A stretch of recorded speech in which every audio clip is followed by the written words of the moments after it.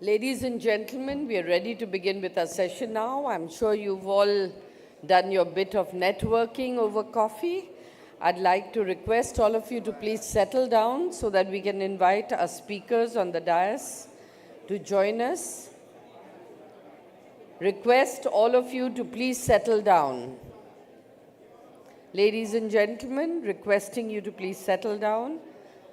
And I'd like to invite on stage our speakers for the session.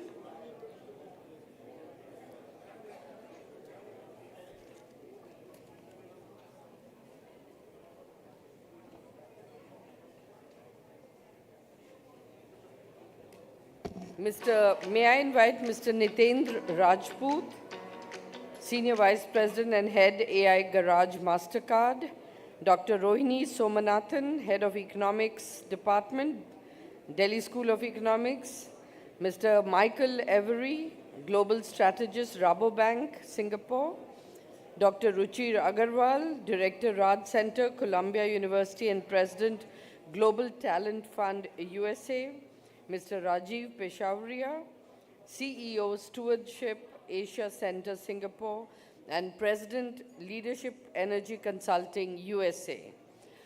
I once again request all of you to please settle down. Please sit down, everybody. We are about to begin with this session. Our speakers are all ready, and we will start the session with requesting Mr. R. Dinesh, immediate past President, Confederation of Indian Industry, and Executive Chairman, TVS Supply Chain Solutions Limited, to give his opening remarks and take the session forward. Over to you, sir. Thank you, Renuka.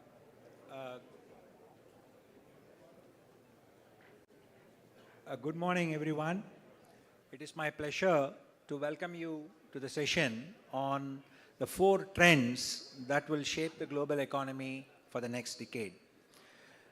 The 4 points are artificial intelligence technology, the demography, geopolitics, and sustainability. And in fact, I was very happy that all of those points were mentioned in different ways by the Honorable Finance Minister in her opening comments as well. I think we have a set of distinguished experts who are here with us. With their permission, I'm not going to go into their bio. All of you would have had the background notes, so I'm sure you are aware of what expertise they bring to this session. I think all of us understand and agree that while these issues present great opportunities, they also present, in a way, their set of challenges. And I think what I'm hoping to take away during this discussion is a set of potential outcomes or recommendations, as I mentioned in my opening remarks in the first session, which we, as part of this forum, can take forward, not just for future reference, but also look at how we can help shape the future using these data points. So I know I'm placing a burden on some of you by asking for these big takeaways, but I'm sure we will have more than enough coming out of this. So I would now not take too much time explaining why we picked these topics. I think there have been enough discussions on that score, and all of us and the audience, I'm sure, are aware as to the reasons and the outcomes which can be used out of these 4 topics. So I'm now going to move to my first speaker, and the format for this is going to be opening comments, then depending on the time, a few questions being asked. Maybe I'll start, and then we'll throw it open to the floor for further questions to follow. So with that, can I now request Mr. Rajput, Senior Vice President and Head, AI Garage MasterCard, to start with his comments, please, first. Thank you so much for introducing the topic, Mr. Dinesh, and it's a great opportunity for us to be discussing this specifics around AI, but that too on the background of everyone around here coming from sustainability, coming from economics, and so on. The challenge about talking with AI is that there is a lot of talk about it. And I think the first takeaway I would want all of us to realize, especially if we are talking about the trends, that too for a decade, which is a long time, not like 6 months and so on, is the fact that we need to go beyond the noise. You know, trends are usually strong and deep, which means if we want to identify a really strong trend, we should not focus on the little ripples or the waves. In the ocean, when we see these waves, we usually focus on those little waves. But a large wave like a tsunami actually comes from significantly large undercurrents. And there are very big experts who then realize that, okay, all these undercurrents will add up to this particular tsunami or this large wave, and that's how people surf those waves and so on. So when we are trying to identify trends in the space of artificial intelligence, it's important to go beyond the current noise of things with respect to, will AI take away my jobs, this chatbot stuff, the fact that people can create fake videos and so on and so forth. Those are the ripples, to be honest. The big trend in AI is the fact that it is bringing disciplines together, really. It is totally interdisciplinary in a societal manner. Today, when people talk about AI, not only they talk from the point of view of technology, they talk from the point of view of business, how it's going to impact the business. They talk with the regulators, is it fair, unfair, and so on. They talk with people who are deciding how the economy or how the society should actually take these and what is right, what is wrong, and so on. So all of these things are coming together. If some person who builds an AI technology uses data that is more biased and therefore maybe some specific demography of a person gets more loan than the others and so on, they can actually be sued. A technologist getting sued for the good code that they've written was not there earlier. So now they really need to know the impact of things that's going to happen. People who are law enforcement agencies or companies or agencies who decide on such laws, they are trying to understand the technology, what its implications are, so that they can make the right laws. Never had been done earlier, exactly. So what trend is happening is the fact that things are getting very interdisciplinary because of the fact that AI is so pervasive in nature. That's one important takeaway when we look at trends that are going to happen from AI. The second trend from the AI perspective is the fact that it is bringing in inclusivity to the real man.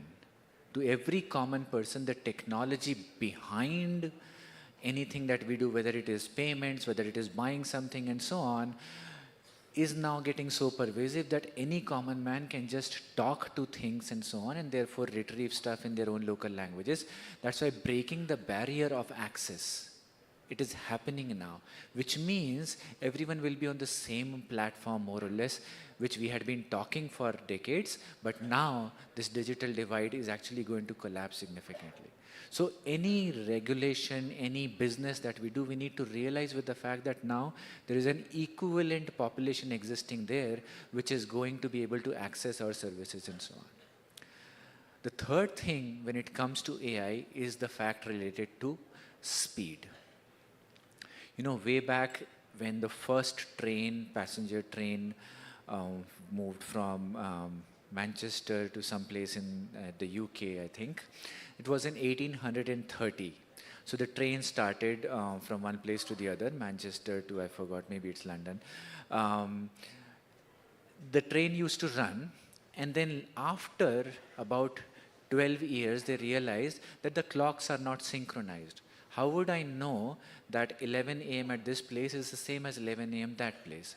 So let's actually come up with a timetable. So after 18 years, the British rail companies came up with a timetable. And then they realized that timetable doesn't make sense because the clocks at both the places are not synced. So therefore, they figured out that maybe the clock needs to be synced, and that's how this whole thing about Greenwich Mean Time came 30 years after the trains actually had been moving. Things do not move at that pace now. Things move at a significantly faster pace. There are discussions about regulations on AI, there are discussions about what is fair, what is right, what is wrong in AI and so on, which now need to be taken at a significantly fast pace because we cannot wait for 30 years for a clock to be synchronized and then all the operations start to happen. So speed is increasing significantly. The bigger factor is that things are becoming interdisciplinary and the fact is that we are going to become a totally, and we are becoming a totally inclusive society. That is the backdrop that AI is actually drawing, which hopefully is going to lead us into all different kinds of solutions, policies, people, which we'll perhaps talk from here. Thank you. And I think the ripples versus the trend, I think is a very important point we'll come back to in my questions later. Can I now move on to Dr. Rohini Somanathan for her comments, please?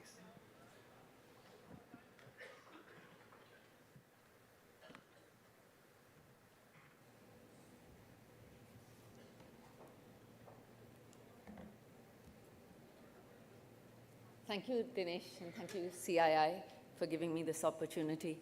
Given the time, I'll focus on two of the global trends that have been given to us, demography and sustainability. And in doing so, what I'd like to do is just make parallels and contrasts with other Asian countries in two groups. The first would be Japan, Korea, China, and Thailand. And the other would be the other four countries in Asia, including India, which is Vietnam, India, Indonesia, and the Philippines. And I think we have much to learn from these contrasts. Before going into the detail of what I want to say, I just want to say that I think this initiative is potentially very, very valuable. Because there's something special about firms in India. There's something special about the corporate sector in India. One is, of course, that there is this corporate social responsibility. And it's been formalized now. But one thing that stands out to me over my many years here and abroad is its sort of unique commitment among business leaders to do something for society at large, rather than just look at the bottom line in terms of profits. And I think coming together, we have to think about how we can exploit that better. So, in terms of demography, some things in these two groups of countries have been very much the same. So what has happened is that we've gone from high fertility rates to low fertility rates. And all over Asia now, we're pretty much at replacement fertility. As the Honorable Finance Minister said, India is a big country and there's a lot of heterogeneity. But if we look at the aggregate, we're at a fertility rate of roughly 2. And this is true all over the place. If we look at life expectancy has been rising. It's risen very fast in China and in Japan, very, very fast. In Korea, very fast. China, a little bit less so. India, again, less so. And so what this has meant is that the Indian population is among the youngest in the world right now. But it's very temporary. We would like life expectancy to rise. And as life expectancy rises, we're going to think not of a demographic dividend, but of what Japan now calls the silver demographic dividend. So what we have to do is not only make the young population today more productive, we have to think about ways in which the older population can be productive. And so that's one big thing that is facing us over the next few decades. So in Japan, for example, the dependency ratio has gone from 10% in 1960, and it's projected to be 80% in 2050. So this is a big change. It's there. It's going to happen. And we want it to happen because we want people to live healthier. We want them to live longer, but then we have to accommodate that. We have to make sure we produce enough. And so how do we do that? So, well, if we're talking about the younger population being more productive, we have to think about the educational system. And this is where I think the public-private partnerships really matter. We have to think about ways in which private initiatives can come together with public universities. And there's a remarkable amount of investment in this actually in foreign universities. So many Indian industrialists have supported chairs, have supported centers abroad. We haven't had that engagement happening in India. And I think part of it is a very controlled, regulated public system. So I think we have to think about how we can get flexibility into that system. How else do we get the young productive? We get more women into the labor force. Labor force participation rates in India are 27% for women, among the lowest in the world. So how can we get more women coming in? Given the norms that we operate under, they're not going to travel very far away. There's a certain amount of division in the household. They're joint families. How are we going to do this? And I think that's where corporate India has to partner with academics and think tanks and think about how to make that happen. In the couple of minutes that I have left, let me talk about the old, and then I'll talk about sustainability for a minute. So if I think about the silver dividend, we've done a lot in making insurance available. Government policies recently have expanded health insurance. What we haven't focused on is preventive care, which is much, much cheaper than hospitalization or medical care once you get sick. So I think we need to figure out ways in which we can do that. Again, I think what the Honorable Finance Minister was saying is partner with public institutions in small places rather than just in big centers. Finally, on sustainability, there's been a lot of talk about being vocal for local. And I think we need to think about how we can make the local more vocal. So not to think about distributive justice in terms of things going out to people who need them, but really about thinking of local communities as being a little more self-sufficient. So, for example, my pet peeve is with the public distribution system, which is a very important safety net. What we have is we have grain coming into the center and then grain going out to villages. If we had ways in which families who need food and lentils and other things can procure locally and be subsidized by the government rather than have this massive flow of goods, we would not only save on transport, we would get better quality food because people are buying locally, they're more accountable. Okay, so let's think about communities being more resilient and more self-sustaining, which is not to say that they don't benefit from technology that's available outside or economies of scale. But let's think about that a little bit and think about dividing what can be done locally and what's best done in centers. And there are a number of NGOs. You know, the other thing that stands out in India is just the energy of local NGOs in bringing people together. But they need the corporate houses to come in and help them. They need to help them market. They need to help them mechanize. There's a whole set of functions where I think corporate India can come together with village India. And the trick to sustainability really lies in that. Once we do that, I think the macro picture of what's happening with floods and climate and everything else lies in really those micro relations. So let's think more about how to get that going, and I'm happy to talk more during these 2 days to any of you who have ideas on this. Thank you so much. Thank you, Dr. Rohini. And I think I mentioned that there could be provocative ideas coming, and I think you have succeeded in at least giving 2 of them. One actually which would, in a way, destroy the thesis of the company which I represent, supply chain. So anyway, we will talk about that in more detail. And talking of somebody who is seen not just as providing new ideas, but also provocative ideas, we tried to have him here last year, but thankfully, I think we have you here for this session. Michael, over to you. Thank you very much. It's a great pleasure to be here. We're talking about 4 key topics here, obviously. We're talking about AI, technology, demography, geopolitics, and sustainability. And my simple argument is this: for this decade, and I believe the next couple of decades, the correct lens to look through to understand all of them is geopolitics. You have to start with that and then work on from there rather than starting with the others. Let me explain why. Let's look at technology, for example. We're talking about AI, or maybe AGI, artificial general intelligence, so intelligent machines. We're talking about quantum computing. We're talking about 3D printing. All of these things are going to be accelerants to wealth differentials and power differentials. Read any history book and you'll see with new technology, you get different power arrangements. The people who don't have them will be left behind.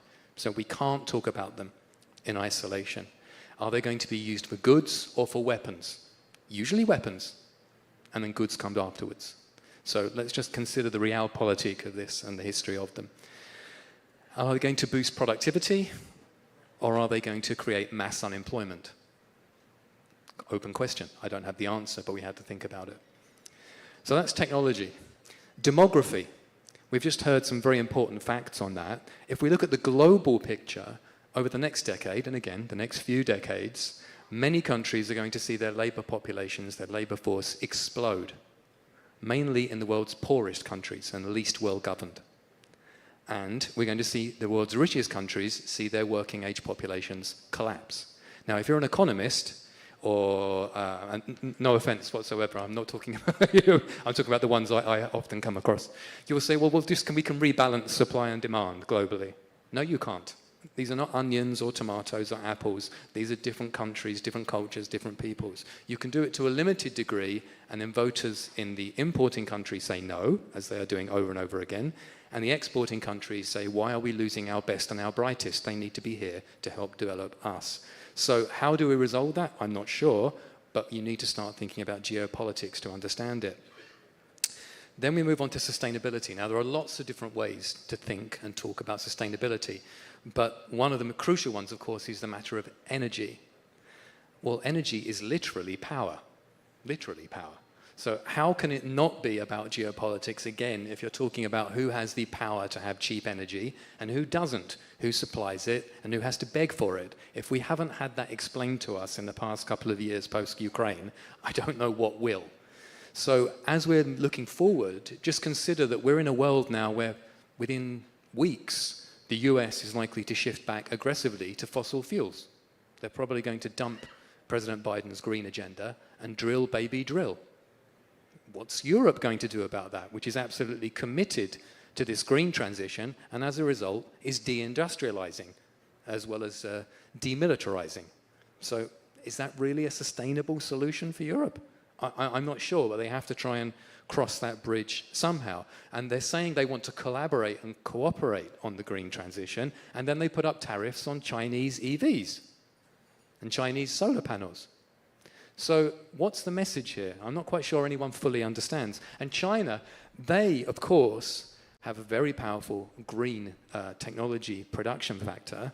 They're also the world's largest polluter in terms of carbon and a huge increase in coal every single year. Let's be blunt. China has wonderful green technology and they developed it for national security reasons so they don't have to worry about importing as much oil, which the Americans can blockade in case of a war. That's one of the key reasons why they did it, not for the good of mankind. I'm glad they did, but it's geopolitics that drove that. So when you put all these together into the mix, what can you do? Well, I think you have to think about things like this. You can't look at each individual factor alone and say, what's the correct policy, economic policy for technology? What's the correct economic policy for demography or for sustainability? You have to start with economic statecraft, where all policies are joined together, integrated, understanding what all the other ones are doing in tandem for a national goal. Now, of course, if you do that, it is, of course, a zero-sum to a degree. And a long-running point I've been making now is that the 2020s, unfortunately, echo partly the 1920s in terms of our collapsing global liberal order and uncertainty and, you know, some unsavory characters emerging in the background, which we just have to live with. There's a lot of downside to that, a lot of downside. But there's also a lot of upside, because when you start asking questions to yourself, like, what is GDP for? Not what is GDP. What the bloody hell are we doing this for? I don't want to hear it's 2.1 or 2.2 or 7.5 or 7.4. What's the target as a society, as a nation, as a planet, if we want to think in the big picture? What are we trying to achieve? And if we understand that, it's not too hard, actually, to then start lining up those policies. And that is what statecraft is all about. Now, let's be honest, is everyone going to come on board and sing from the same hymn sheet? Never in a million years. Welcome to the human condition.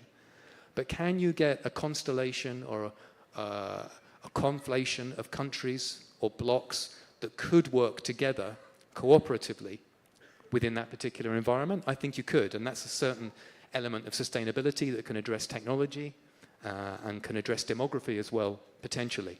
But the long and the short of it is this: if we don't do that, if we continue to look at each policy in isolation, and most importantly, if we keep pretending geopolitics is one word alone that we can just sprinkle into conversations and sound pseudo-sophisticated while doing it, without actually understanding that's the primary driver of everything in a rather atavistic sense, we're not going to get anywhere.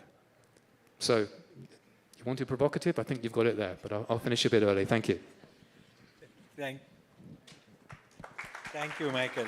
I think, yes, interesting thoughts, but I think I will come to the questions, but I'm just warning you that the question which definitely will come. These seem to be cycles, right, which keep coming back, and with every evolution in technology, as was pointed out. So I think it'll be good to get what you think is that economic statecraft which generations have missed, because if the future generation is going to address it, we need to think how do we go about doing that. With that, can I now move to Dr. Agarwal for his comments?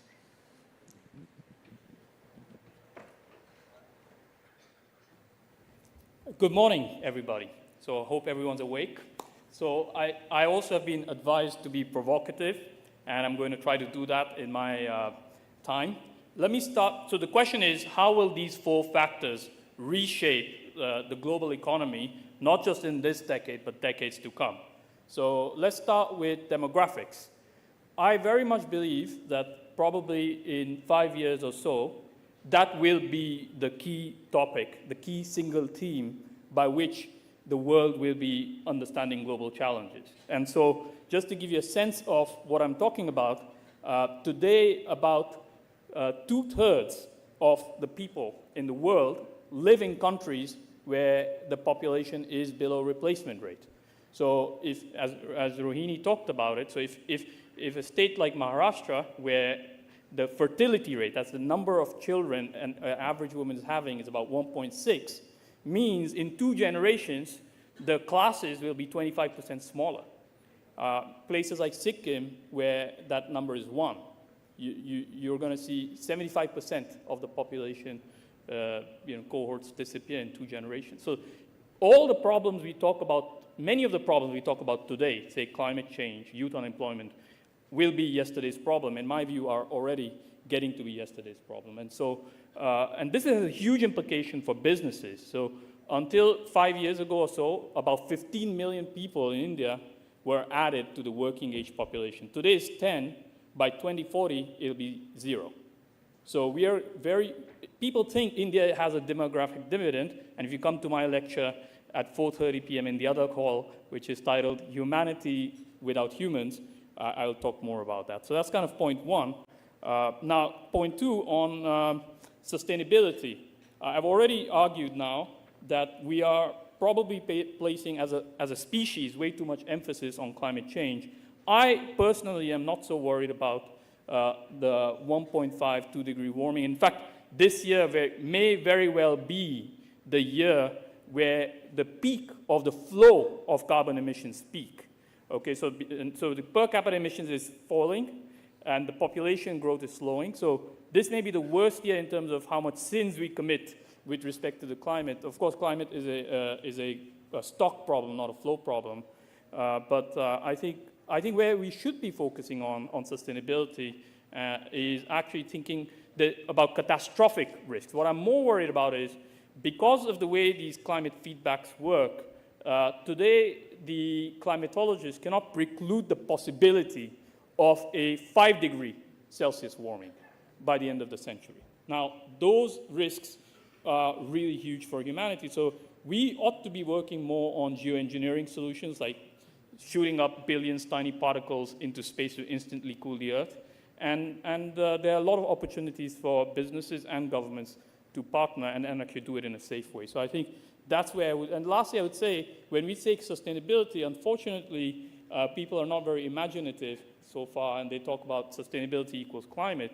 But, we need, as a species, as we evolve, and also look to our own ancient Indian traditions, say from Hinduism to Buddhism to Jainism. We also care about other species, and we will hopefully care more about other species. So who our stakeholders are may not just be the poor, as was talked about by Nitendra earlier, but may also be the other creatures, and then what role we have to play in preserving biodiversity. So I would encourage us to think about that, and there's a lot of opportunities there. Let me move to AI. The one way I think about the way AI will reshape everything, and this is thanks to a friend of mine, Tom Cunningham, is all private information will become public information.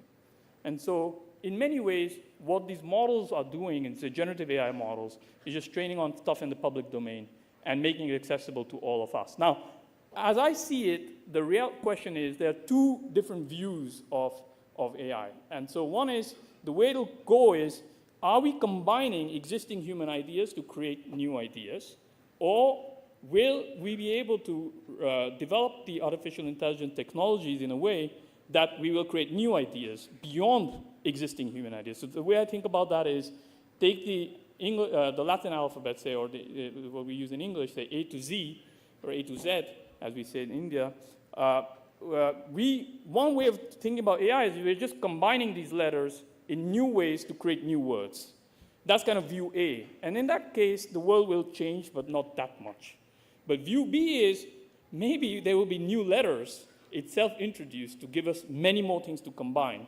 And if that's true, and which I'm more favorable to view B, then we will have massive, huge discrete changes. And so one example, a friend of mine, Michael Fabinger, has shared with us at Columbia University earlier this year at the Raj Center, was like, you can imagine we could have greenfield cities. You know, a lot of people in Delhi here are subject to terrible pollution, and it's definitely going to have large impacts on our life expectancy.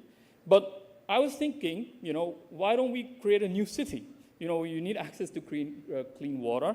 And those are the type of ideas that can be much more easy to implement in a few years. You know, you won't need many Uber drivers. You can have self-driving cars.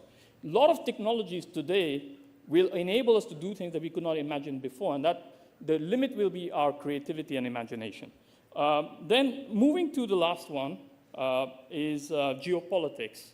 I do think, as Michael mentioned, that is a serious risk.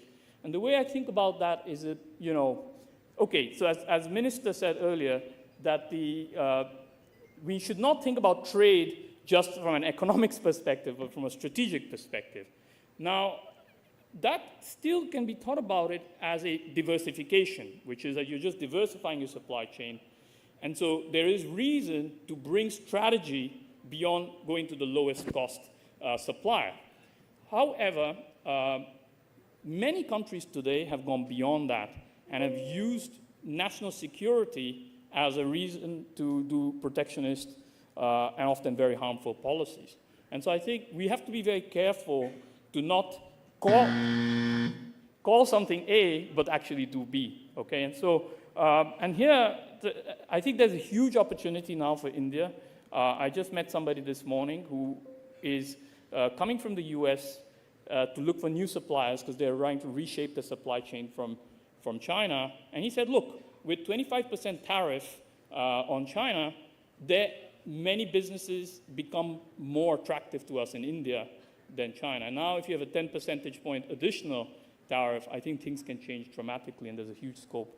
But I would just end on saying, at the end of the day, on geopolitics, it'll be really bad for the world if we all collectively work as 2 or 3 separate groups of humans instead of as one species.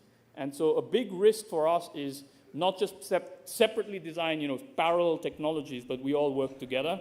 And I would say 99% of us genetically, we are chimpanzees. And, you know, that 1% difference has given us religion, has given us AI, has given us CII.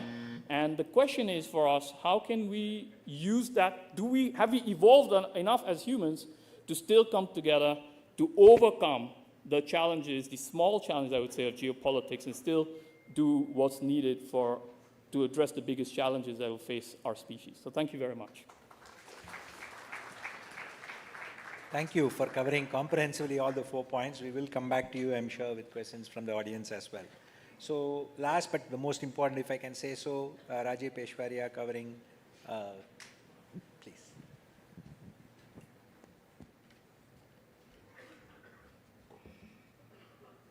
Good morning. Imagine an entrepreneur using AI to produce and deploy deadly autonomous weapons which are capable of both precision attacks to hunt down individuals and mass destruction 100 times as powerful as Hiroshima and Nagasaki. The technology significantly strengthens the country's safety and allows its forces to protect its country, its borders, and fight without putting boots on the ground. Is this wrong? Is it illegal? Is it patriotic to do so?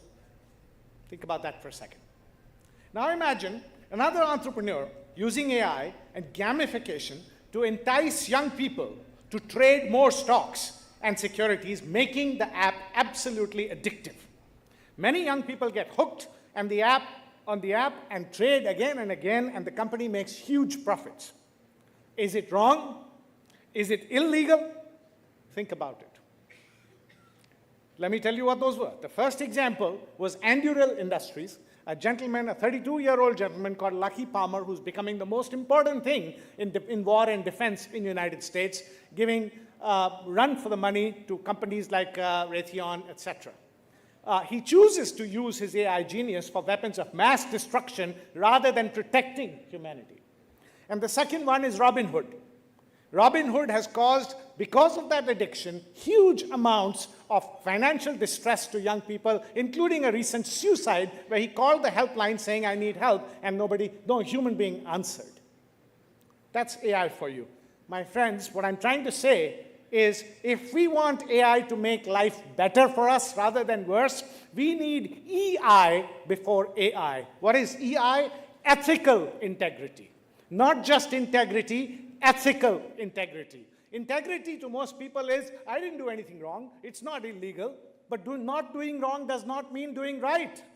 It's upon us as humans to use that 0.1% difference from chimpanzees, as was just mentioned, to use our judgment, ethical integrity. That's on EI. Now on sustainability. How many Earths do we need to cater to current levels of human consumption? Does anybody know? The answer is 1.7 Earths.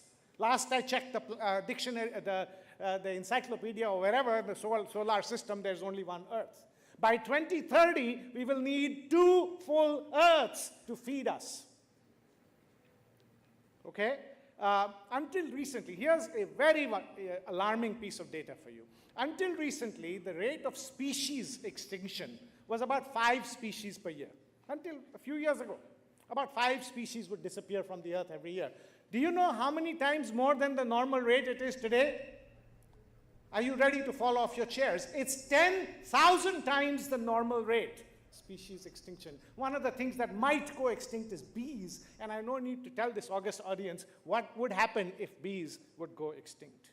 Extreme weather events, a lot of people have talked about. Severe heat waves, disastrous floods are on the rise, causing many, many billion-dollar damage events. And yet some people deny the existence of climate change. So here's the issue.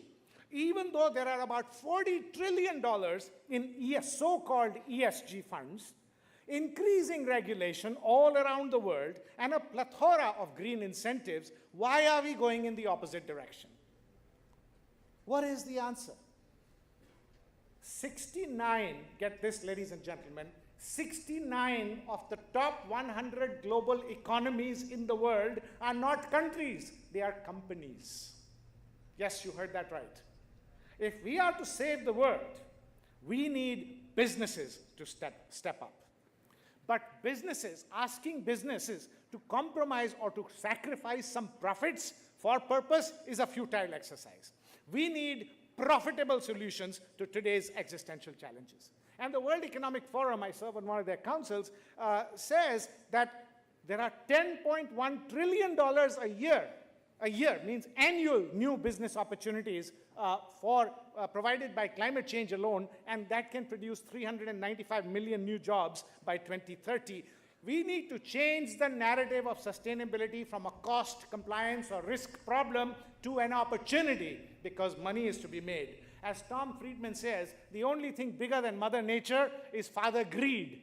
So we have to find profitable solutions, and we can. Again, we'll need to tap into that 0.1% of the difference between us and chimpanzees if we are going to do that, and that only humans can do. Finally, on demography. So we look at birth rates and death rates and age spans in demography, but I want to point to a third issue, and that is inequality. We need to address inequality for our own good.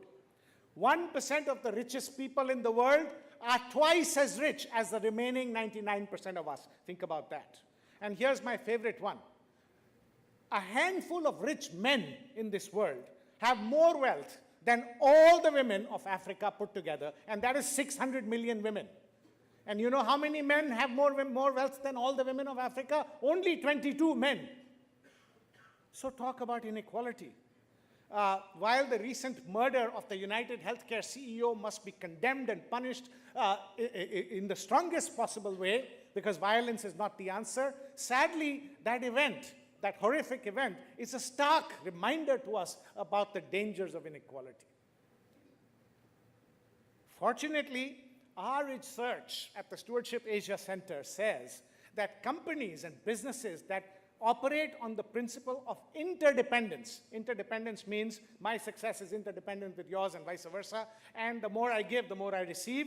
Their businesses last longer, more than 100 years. Otherwise, the average span of a business these days is 18 years. So we can do this, and we can do this profitably. In other words, businesses should aim to maximize profits because that is their work. But to do so, they must maximize purpose first. And that requires a new leadership model, which we have researched after talking to about 500 companies that are actually doing well by doing good. And that is the steward leadership model, which aims to create a collective better future. Keyword is collective better future for stakeholders, society, future generations, and the environment. And our data actually corroborates the fact that the companies that run with steward leadership principles live longer and are more healthier and more profitable. So, ladies and gentlemen, I want to close with this last thing for you to remember. The mantra for 21st century business, rather let me start with, the challenge of 21st century business is to do well by doing good, to make money by addressing the very challenges that humanity is facing today. And the mantra that we need to follow is maximum purpose, maximum profit. Thank you very much. Thank you, Rajiv. Again, very provocative from a thought perspective, but we will come back to the implementation side of it. So I think we are well in time for questions. So I'm going to start with one question and then throw it open to the audience. Depending on the interest, we will carry on from there. So I'm just going to go back to what I mentioned, Michael, and I think I would like to hear everybody in the panel views on all of us violently agree that we have to do good, we have to be profitable, we have to do what is best, not just for now, but for the future. But why are we not able to get even an iota of that implemented across the board? So what is the real solution for economic statecraft to be successful? Michael, you want to start? And then I'll try and give a very brief answer to a very, very big question, because I spend a lot of my life thinking about that.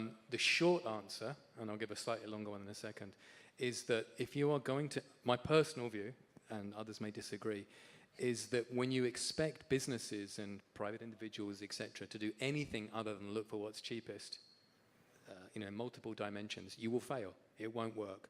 When you try and put in place market mechanisms, they'll find ways to work around them. They'll try and rig them. It's only when people are genuinely afraid that they start changing actions. And that's why, even though I'm no great militarist whatsoever, to make that abundantly clear, I think that when the national security threat or that flag is played, that's when everyone suddenly starts realizing, okay, I can't trade with them anymore. Okay, I can't do that. Okay, we have to diversify our supply chain. Okay, I have to have 3 expensive fallback options rather than just centralizing on one. My profits go down, but at least I know I'm safe if one of them gets bombed. People simply won't do it until they're terrified. You can try and win it over, with a moral argument, but I don't think it works. And the slightly longer version of that, just 60 more seconds, is this. I was talking to Rohini earlier, and I said that most contemporary economists who work in banks, for example, who are there just to tell you to buy stocks or houses, rather than actually doing any research, they've never read any of the great economic thinkers. And if you read some of the greats like Schumpeter, for example, some of you will be familiar with his name, that's normally reduced to bullet points by contemporary economists. They'll say creative destruction. And some of you in the audience might be familiar with that. Well, Schumpeter wrote works from the floor to the ceiling. He was a genius, multi-dimensional genius. And he was a free marketeer his entire life, always saying deregulate, deregulate, deregulate, deregulate, because government control is poison and toxin and ends up with corruption and distortion and immorality. And at the end of his life, he actually recanted completely, because he realized, he said, free markets don't work unless you have morality. And you can't legislate for morality, but equally a free market won't create it either. So in America a few years ago, there was a fashion where people used to wear these bracelets that said, "What would Jesus do?" I don't know if anyone remembers those. It was supposed to be a guide for good American Christians to look at every time they're trying to make a decision and think, I'm free to do whatever I want, but I'm actually going to do this because that's the correct thing to do morally. And Schumpeter was effectively arguing, without that, mankind will just fail over and over again. So personally, I'm a cynic and a romantic, and I'm a pessimist wrapped in an optimist, or an optimist wrapped in a pessimist, and I think that that is the human condition. But national security may be a way to lead us towards the kind of world that the Honourable Finance Minister was talking about, and if someone can present a better one, I'll be walking right alongside them trying to achieve it. I saw Nitendra ready to go ahead. Yeah, thank you so much. I would like to remind ourselves that when we do yoga postures, if you are doing a forward bend, then in order to balance it, it's good to do a backward bend as well. So what I want to remind ourselves of is the fact, especially Mr. Dinesh, when you said that why aren't we able to do even an iota of progress in this area? I think that's unfortunate that we feel like that, because the unfortunate part is that we are sitting in this room which is made of bricks and concrete. There are houses of bricks and concrete at times that break and then people die. That gets in the newspaper on the front page. Maybe 2 houses in the whole NCR region, but it will come on the front page. The remaining 9,998 houses where people are sleeping, where people are enjoying their life, where they are protected by the environment, do you ever see that in the news? No, because that's not sensationalized. That's not something that we'll enjoy, because it will come every day. Similarly, whether you talk about AI, it is making a significant difference in the industry and governments and people and so on. I mean, go out in the market and see, make a payment, you do it by Paytm, and even if the person is not well read, the speaker pops up and says that Paytm par this amount, 500 rupees prapt hue. He's doing business. He's now secure that his money has come. That's what AI is doing every minute, every second.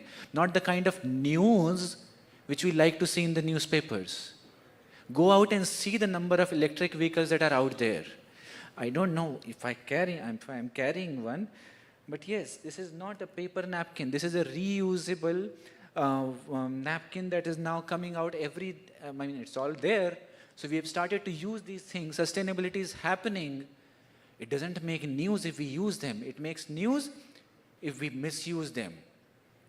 So things are changing right now, and I think it is really important for us as people who are perhaps in the strata of the society which can actually move things around to focus on what has been happening here, what is making the lives of people change, focus on those 9,998 people who are sitting and enjoying the benefits of this brick and concrete. And then we start to focus on how to build more bricks and concrete houses, not focus on those 2 which have broken, and therefore let's all again go back to trees and then sleep under them.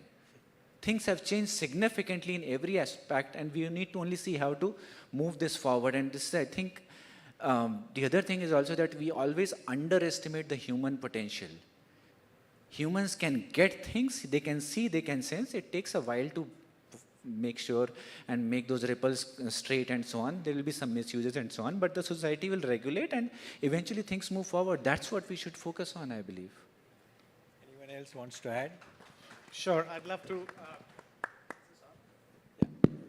I'd love to also, with due respect, disagree that not an iota of change is happening. To agree with what he just said. Here's the thing.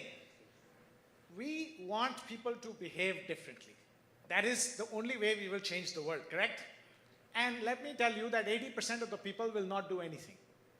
And that's good news. So if 80% of the people will not do anything about these challenges, why is that good news? Because of the genius of Wilfredo Pareto, the 80-20 rule, 20% of the people, and we underestimate the potential of humans, I agree there as well, 20% of us will step up and save the world, and that's been history. The 80-20 has never been debunked. We track companies and we give an award called SL25, Steward Leadership 25, to projects that are profitably solving either environmental or social issues. And we are tracking hundreds of companies. There are many Indian companies that have won the award in the last 3 years. And there are a lot of people in the 20% that are doing amazing innovative work to either address global warming or climate change or inequality or social ills. So it is that 20% that is doing great work. Lots of innovation is happening, and I am eternally an optimist that that will actually move to something. But yes, the only way I will agree is that if you expect all 100% of the people to step up and be steward leaders, that's not going to happen. Perhaps if I could just add very briefly, the question is, why don't people do good more, right? That's the question. My answer is imagination. We have not evolved enough to be smart enough to imagine all possible ways in which it's beneficial for us to cooperate. And the value of events just like this, of thought leaders or of businesses, is to push that imagination. An example of that for climate, if I make very, very briefly, is it's hard for us to imagine to pay a cost today in our choices, in choosing greener choices, to get a benefit 20, 30, 50 years down the road. But today, you can buy weather derivatives to hedge against weather shocks, but it's very hard to buy temperature derivatives, which will happen 20, 30 years down the road. There are many climate skeptics. Why don't we put their money where the mouth is? We say, if you want to bet that warming there will not a lot of warming, then Bangladeshis, for example, who will be big time affected by rising temperature, can buy those derivatives. And so that's just an example of markets that we can create by imagining that enable people who would never talk to each other to trade with each other and therefore improve the global public good. Yeah, I don't think the problem is people not being ethical. One of the things I really like about my job is being able to deal with young people. And I find that, even when they come in at 22, they really do care about the moral universe they live in. And this, takes me back to my favorite economist, which is Thomas Schelling, who wrote a very thin book called Micromotives and Macro Behavior. And what he said was that it's very dangerous to look at equilibrium outcomes, or what we see as patterns in the world, and infer people's preferences based on those patterns, because those patterns emerge when people react to each other. And I think that if there was a way in which we could make more decisions which actually affected our moral universe, I think people would step up and make them. I think for most people in this room, and most people even in the poorest parts of India that I've done field work in, they really do have a vision of what they would like society to look like. I just don't feel they have the opportunity to see that vision come together. And so I think voice is needed. And people don't have that opportunity to, come together and make decisions, and so they make individual decisions. But most of us would happily give up a fair amount of private consumption if we could see some of our social ideals actually come into place. We just don't have the institutions that lets that happen. And so that's where I think we need to go. Can I just chip in one thing for 30 seconds? Because I've really enjoyed everything everyone else said, and I suddenly feel like everyone's kind of dogpiling on the comment a little bit, and I'm looking at everyone else as being sinners, and I'm somehow holy. Far from it. What I really meant was, from a Western perspective, being a Westerner, albeit one who's lived in Asia for much of his life, that say, for example, you have a brilliant new innovation that comes out of a European country, for example, that can be very good for the environment, it's sustainable, etc. The overwhelming incentive is immediately then to take that and produce it in somewhere else. So you've got something, it's a global good, but it creates no social good within the environment where the university and the healthcare system, which raised that entrepreneur, should be rewarded for it. All the tax, all the jobs, everything goes somewhere else, and that particular local town and wherever doesn't benefit at all. That's part of the problem, that we can look at something and it's very, very good objectively, like your tissue, but how do we make sure that the rewards of that are spread fairly across all the different dimensions of society? That's all I was trying to say, not that there aren't good people doing good things. There are. And I think I just also want to clarify, my question was not on iota of change of human beings. I was talking about economic statecraft being the norm for across the world to be followed. But at least it was very interesting and good thoughts which came out of that. So maybe we have time for, I think, hopefully 1 or 2 questions. So anyone from the audience want to go ahead with the first question? Yeah, go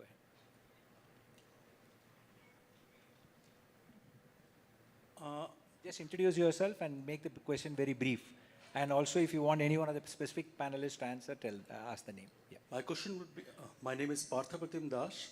I had a leadership advisory firm by the name PGI Associates in the space of market entry and technology commercialization. The deliberations were really very fantastic. I have a question from the industry point of view. As an enterprise who is in the international space, how to handle the geopolitics variable and the demographic variable. The point I'm trying to make is, with so much of demographic change that's happening globally and the geopolitical variations that we're getting, will long-term strategies work in years to come? Thank you. I'll try and give a very, very brief answer. If a long-term strategy isn't going to work, that's rather depressing, because short-term strategies certainly won't. The demographic challenge, I presume you're talking about trying to get the correct labor force that you need. And obviously that needs collaboration across lots of different counterparties and stakeholders. And that does take time, absolutely. But again, speaking from the perspective of someone whose roots are in the West, but as I said, lives in Asia and regards it as his home, I can assure you there are lots and lots of towns where I grew up now which are starting to look like emerging markets. And I don't mean demographically, I mean in terms of the socio-economic income level. It's quite shocking how you can deindustrialize towns and they just absolutely wither away, and there's no longer any kind of labor pool there. So you're getting business after business saying, well, we can't use any of the local labor, so we have to go and look abroad. And that's a short-term solution, which absolutely fills a gap, and it balances out a certain demographic problem, but it's not necessarily helping a lot of people who are sitting there just being paid to be unemployed. So I don't know what the correct solution is, but a long-term one has to be the right one, I think. And in terms of the geopolitics, obviously it's a very, very rocky path, because if you look at just what's happened in the past couple of days or weeks in Syria, you can see an entire country may have just been removed from the map and new ones arising. Just imagine, and I'm sure it doesn't apply to anyone in this crowd, Syria was your major source of inputs or your major export market. Maybe you're a travel agent offering exotic holidays in Aleppo. Well, suddenly you need to shift. So these are going to be problems, and some of them are easier to predict than others, but I think the best you can do, again, is think longer term and try and plot out what you think the future is likely to look like, which is, what my job is supposed to be. And obviously I can't go into full details here now, but there are people who do that. Last question, go ahead. Go ahead.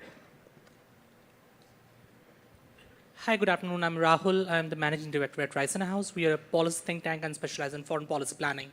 A quick 15-second comment followed by the question. The 4 trends that will shape the global economy in the coming decade: AI, tech, demography, geopolitics, sustainability. It's not for us to wait for the decade. It's happening today. A very important aspect of our work explores how tech innovation and green innovation plays out on the larger geopolitical chessboards. And I have my colleague Sanjan over here who explored 10 countries, 10 geographies, and said how green technology impacts economic power dynamics as well as the geopolitics. With this, keeping this in mind, how do you suggest we navigate the geopolitical churning around the world, not for the decade, but in the coming few years, maybe 5 years? Thank you. I'll take a stab. I think we have no chance of long-term strategies, coming back to the previous question, succeeding in the current situation of geopolitics in the world. Because the whole question was, if I come up with a long-term strategy and geopolitics makes it impossible, there's war here, there's this. So here's what needs to happen. We are focusing a lot on science. We are focusing a lot on technology. We are focusing a lot on, the science of climate change and the economics of inequality. We need to bring about an ethical revolution. We need to relook at our education systems. The reason why geopolitics is where it is today is because we are obsessed with two things that need to stop: God and country. Those are the two biggest reasons for murder in human history, God and country, by the way. And as long as we keep thinking in narrow confines of my religion and my country, we will never make any progress. So the challenge for geopolitics is, can they rise above to a new form of leadership, which is much more ethical, which thinks of humanity rather than my God or my country? That's what needs to happen. Thank you. Thank you. With that, I think we are going to bring this very interesting session to a close. Thank you for all the inputs and thoughts which all of you as a panel have given. I'm really looking forward to, as I said, capturing some of these and seeing how do we action going forward. Thank you for your time. Let us give a warm round of applause to the entire panel, please.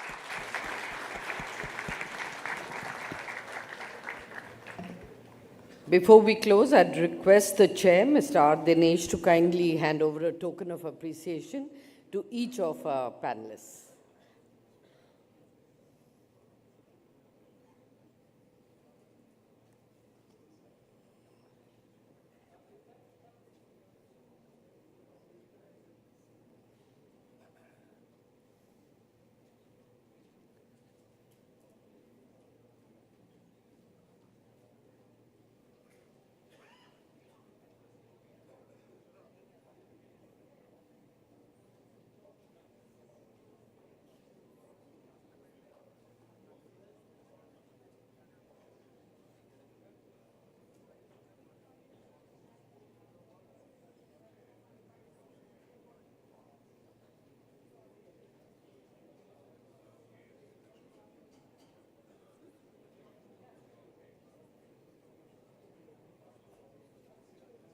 And now may I request all the panelists to please come forward and stand together for a photo opportunity, please.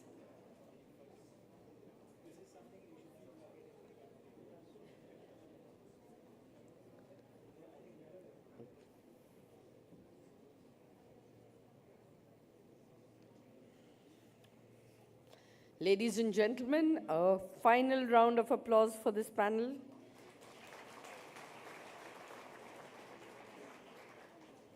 Thank you very much.